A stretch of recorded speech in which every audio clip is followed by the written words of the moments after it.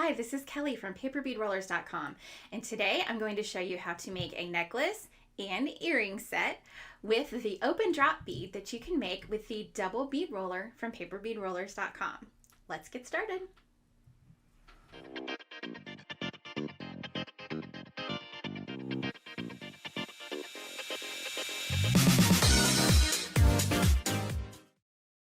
I use the double pin paper bead roller to create these open drop beads at the bottom of the necklace.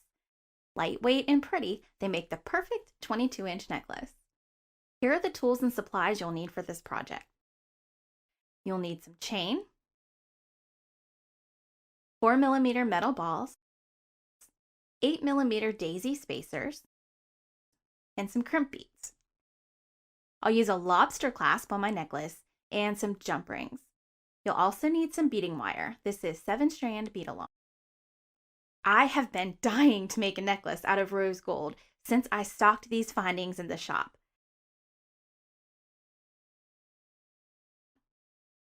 The tools for this project are pretty simple. You need scissors, pliers, a crimping tool, and a jump ring opener tool. And now for the paper beads. For the open drop beads, we'll use this patterned cardstock and rose gold metallic cardstock. It's cut into a triangle strip that is about 1/2 inch wide at the top and 11 inches long. To learn how to use the double pin bead roller and create this beautiful bead, you can watch the video I've linked in the description. Because the back of this paper is white, you'll be able to see it when the open drop beads are done.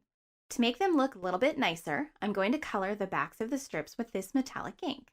Now, the easiest way I found to do this is to take a skewer and push the strip gently down into the ink pad as you pull it along. This gives you a nice, even coverage. Now, you only have to do a few inches from the wide edge. For the 6 accent beads, we'll use this burnt orange color cardstock. It's not marked, but I believe it's around an 80-pound weight. For the largest bead, roll a triangle paper strip that is a 1/2 inch by 11 inches long. For the middle bead, roll a triangle paper strip that is a 1/2 inch by 8 inches long. For the small bead, roll a triangle paper strip that is a 1/4 inch by 11 inches long. I'm rolling all of these burnt orange beads with the green size bead roller from paperbeadrollers.com. Now be sure to glaze your beads and let them dry thoroughly. I'll link a video on glazing paper beads in the description below. I'm starting with a section of beading wire that is about 12 inches long. I'm going to put 5 open drop paper beads on the strand. I'm going to start with a patterned one here in the middle. Slide the bead onto the wire and even up the ends to find the exact middle. This is where we're going to secure it in place.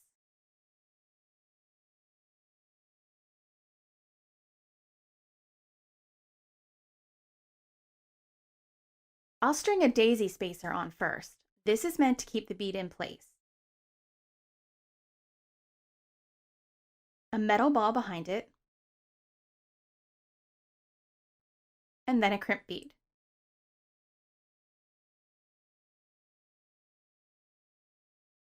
Now I'll crimp all of this in place.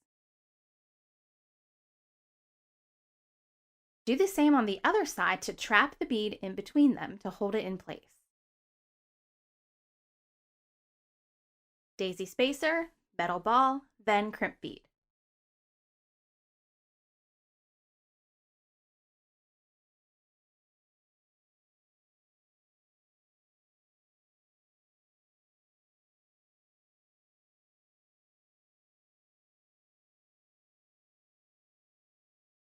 Now I'll add the crimp and spacers for the next bead. Now I want each of these spaced out evenly, so I'm going to use my digital calipers to measure the space. We'll put about a 1/4 inch in between each.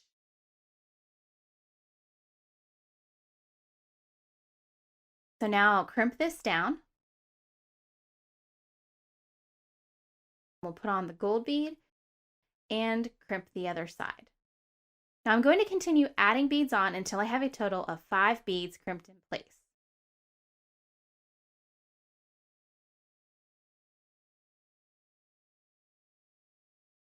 Now that all 5 of the open drop beads are on, I'm going to add my burnt orange accent beads on either side. First, I'll put a crimp and spacers down in the same order that I've been doing.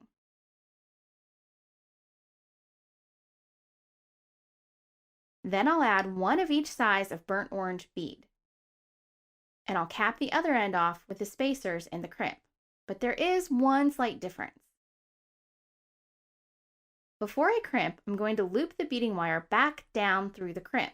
I need to make a loop to hook onto my rose gold chain.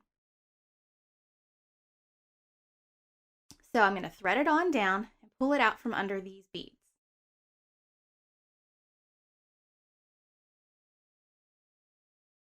I'm going to measure this loop because I want to make sure that I get both sides of the necklace even. I'm going to do the other side and I'll meet you back here. Now it's time to attach this to the rose gold chain. But first I want to give you an idea of how long these are. The beading wire piece is about 11 inches long. And I'm starting with a chain that is about 12 inches long, but I will be shortening that to about 9 inches before I'm done. That's just because of where I want this necklace to hit on my neck. I want it to be fairly short. And you can make yours as long or as short as you like. I'll use these rose gold jump rings to attach the beading wire loops to the chain. I've got my handy little jump ring opener tool. I just love this thing.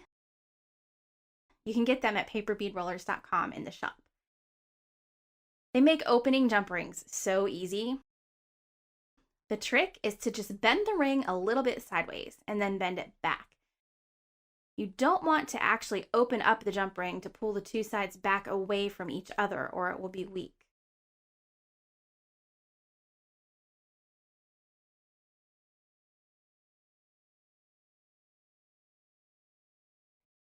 And now both sides are attached.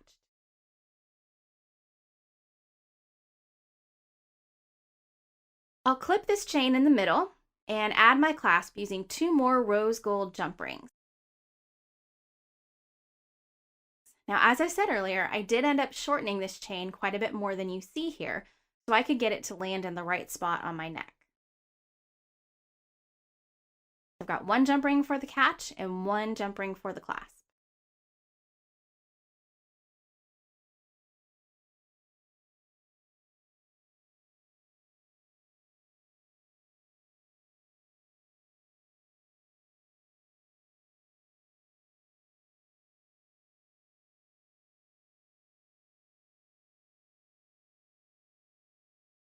As I've been moving the necklace around and working with it, some of my spacers have worked sideways and slipped into the beads. Now, I thought they were large enough to stay in place, but I was wrong. So I've decided to block the ends of these beads with a little dab of Aleene's tacky glue. I'm making the dab big enough that it will block the spacers from going into the bead holes. Now, another way that you could stop this is when you're making your beads, you could loop the paper around the first pin a couple of times and then go wrapping it around the second pin. Now that would make for a smaller hole at the top, but you wouldn't have quite as elegant looking of a bead with that little curly Q inside. And our necklace is finished. Now for matching earrings. I'm going to cut a few inches of beading wire. And I'll put the open drop bead onto the beading wire just like we did with the necklace.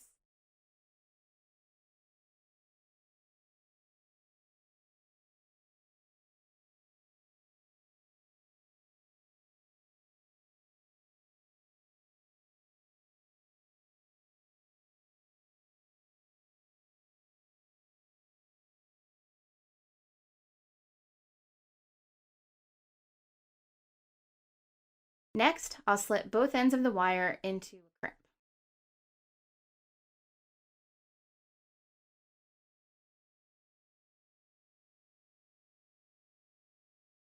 Now let's see, how big do I want this to be? Yeah, I think that looks good. Now I'll just crimp it down. I'm going to cut one of these tails off.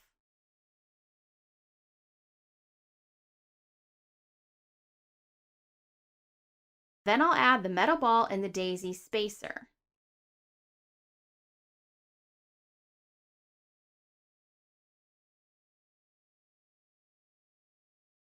Now we're going to make the other tail into a loop to hang from the earring hook. Put on another crimp and thread that tail back on down through, and thread it all the way down through the beads and pull it tight until you have just a tiny little small loop, and then crimp.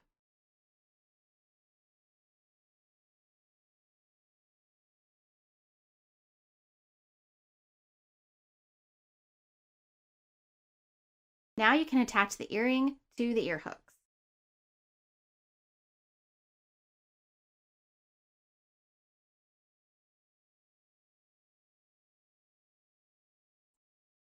And there you are, a matching set of open drop bead jewelry. I love how unique these paper beads are. They're more delicate than the usual paper bead, so even though they're glazed and hard, you do need to be a little careful with them. I'd love to see what paper beads you're making, so join us over on Facebook in the Paper Bead Fanatics Facebook group. And be sure to like and subscribe to get more paper bead rolling happiness. Have fun rolling!